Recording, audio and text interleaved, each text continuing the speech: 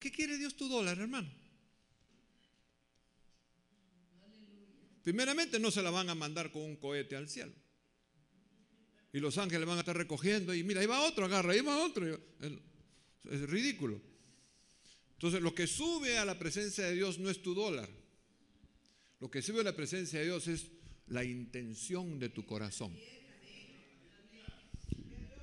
El olor grato a Dios no es qué buena cantidad ha hecho este, sino es con qué buen corazón lo dio.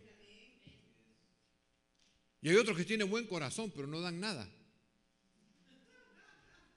Bueno, ese es otro tema. En el caso de Noé, por ejemplo, dice Noé, Génesis 6:9, Noé, varón justo, era perfecto en sus generaciones. Probablemente en estas generaciones no, o más justo, pero era en su tiempo, en su generación, era perfecto y justo.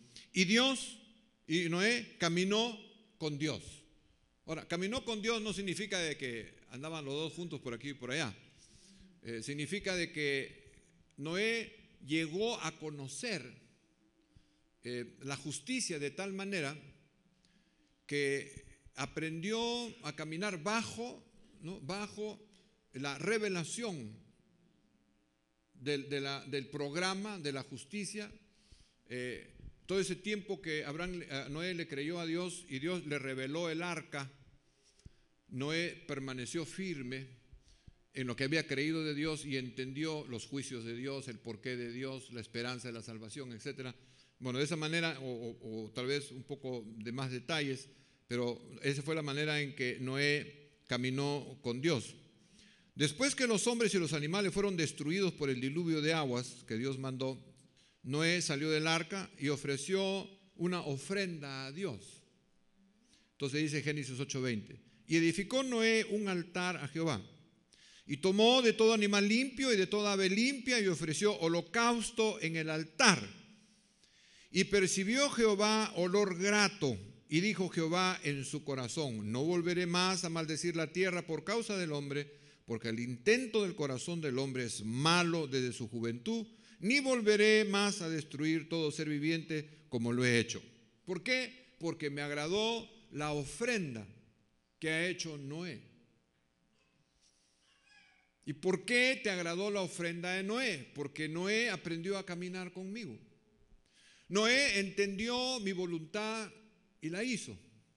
Dejó de actuar como el resto de los hombres que tienen un corazón inclinado al mal y se dirigió hacia lo que es justo, y eso lo pude recibir cuando sacrificó los animales, cuando hizo los holocaustos de los animales. Tal vez él no sabía ni entendía lo que estaba haciendo en profundidad, pero esto era un anticipo de la ofrenda en Cristo que iba a agradar más a Dios que todas las ofrendas dadas en todos los tiempos de la historia de los hombres. Luego vemos, por ejemplo, en el caso de Abraham, por ejemplo, note la diferencia entre Abraham y Noé. Abraham solo edificó 4 altares para orar, para invocar el nombre de Dios. Nunca hizo un altar para hacer sacrificios ni holocaustos. Solo levantaba las piedras, invocaba el nombre de Jehová y eso era todo lo que hacía. Pero en el 5.º altar fue donde por orden de Dios compuso la leña para ofrecer en holocausto a Isaac, su hijo, según le mandó Dios. Ese fue el único momento en que hace altar para sacrificio, para derramamiento de sangre. En Génesis 22:9 dice, y cuando llegaron al lugar que Dios le había dicho, edificó ahí Abraham altar y compuso leña y ató a Isaac su hijo y lo puso en el altar sobre la leña, lógicamente para sacrificarlo. Y cuando estuvo a punto de matar a su hijo, el ángel de Jehová lo detuvo y lo bendijo por su obediencia. Entonces la intención no era que Abraham estaba haciendo un altar para ofrecer a su hijo para ganar una atención o una bendición de Dios, sino como obediencia a lo que Dios le había mandado hacer. Entonces, este altar y este sacrificio no nace de Abraham. Este altar y este sacrificio nace de Dios. El sacrificio, el holocausto o la ofrenda que ofrecieron Caín y Abel nació de Caín y Abel. Pero este altar y este sacrificio no nace en Abraham, nace en Dios. Escúcheme lo que le estoy diciendo, pues. Miremos un poquito más adelante. Abraham, Dios. El altar, la cruz. Y la ofrenda, Cristo. No, el hombre no sacrifica a Cristo. Cristo es enviado por Dios para que cumpla el objeto del sacrificio para remisión. Bueno, si me sigo por ahí ya no termino. Ahí le dejo medio picado. Entonces alzó Abraham sus ojos y miró, y aquí en sus espaldas un carnero trabado de un zarzal por sus cuernos. Y fue Abraham y lo tomó el carnero y lo ofreció en holocausto en lugar de su hijo.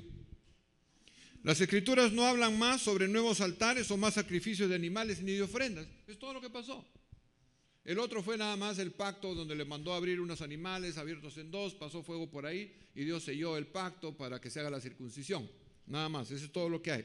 Entonces, pero lo que sí aparece en la época de Abraham es los diezmos de Abraham, que no aparecen ni con Caín, ni con Abel, ni con Noé. Entonces, cada personaje tiene una revelación histórica que se suma en la época ya de la iglesia para poder entender todos los procesos. ¿Me están siguiendo? ¿Les interesa este asunto? ¿Sí? Okay.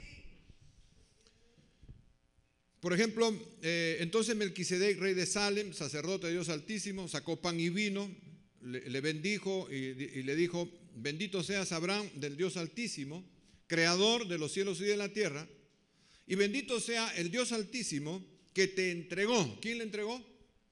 El Dios Altísimo, a tus enemigos en tu mano. Y le dio a Abraham los diezmos de todo. Notemos que el diezmo que dio Abraham fue del botín de guerra. No fueron diezmos de sus bienes personales. No le dio diezmo de sus propiedades.